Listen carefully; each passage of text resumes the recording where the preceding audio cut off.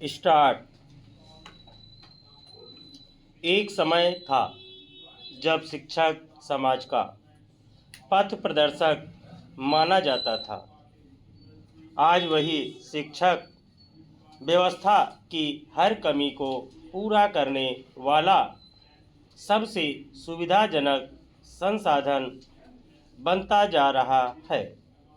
सुरक्षा, निगरानी और प्रशासनिक आवश्यकताओं के नाम पर उसे ऐसे कार्य भी करने पड़ रहे हैं जिनका असल में शिक्षा से कोई सीधा संबंध नहीं है।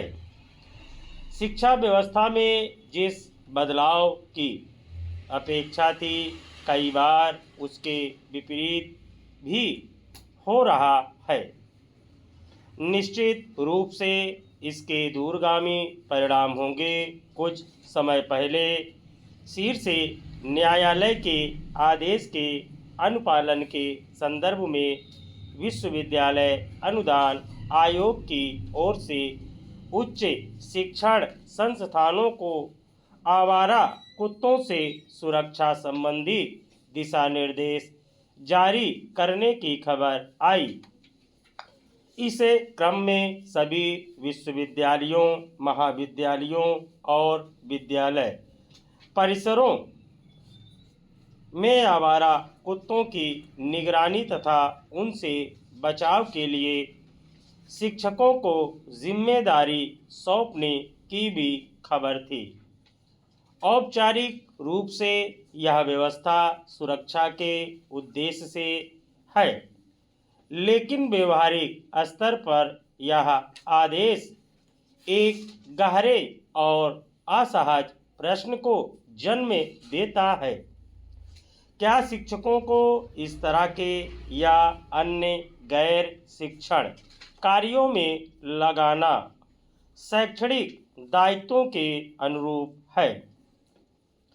शिक्षण कार्य को बेहद जिम्मेदारी का और गरिमापूर्ण कार्य माना जाता है, मगर क्या गैर शिक्षण कार्य से संबंधित दिशा निर्देश शिक्षकों की गरिमा के साथ न्याय करते हैं?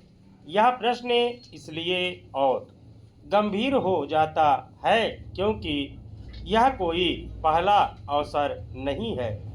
इससे पहले भी शिक्षकों को चुनावी ड्यूटी, जनगणना, पशुगणना, मतदाता सूची का पुनरीक्षण, सत्यापन, सर्वेक्षण, आपदा प्रबंधन, स्वच्छता अभियान, कोविड निगरानी, सामाजिक अभियानों और अन्य अनेक गैर शैक्षणिक कार्यों में लगातार लगाया जाता रहा है। इन परिस्थितियों में यह बहस स्वाभाविक है कि क्या शिक्षक को अब हर प्रशासनिक दायित्व को पूरा करने वाला सुलभ मानव संसाधन मान लिया गया है।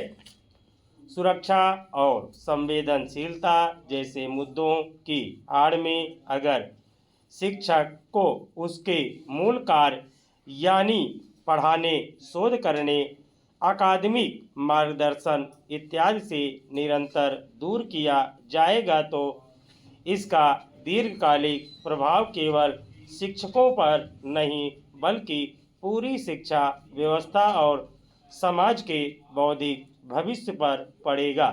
यह सवाल अब केवल आदेश की वैधानिकता का नहीं बल्कि दृष्टिकोण और प्राथमिकता का भी है। किसी भी राष्ट्र में शिक्षक की गरिमा का क्षरण उस समाज की आत्मबोधहीनता का संकेत होता है।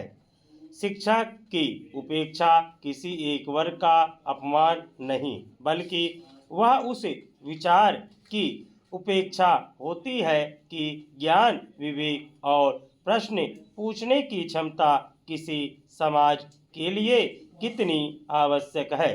अगर हम शिक्षक से निरंतर ऐसे कार्य करा रहे हैं जो उसकी पेशागत पहचान को धुंधला करते हैं तो यह आत्मचिंतन आवश्यक है कि क्या हम अनजाने में शिक्षा को नहीं बल्कि शिक्षक को ही अप्रासंगिक बना रहे हैं। स्टॉप।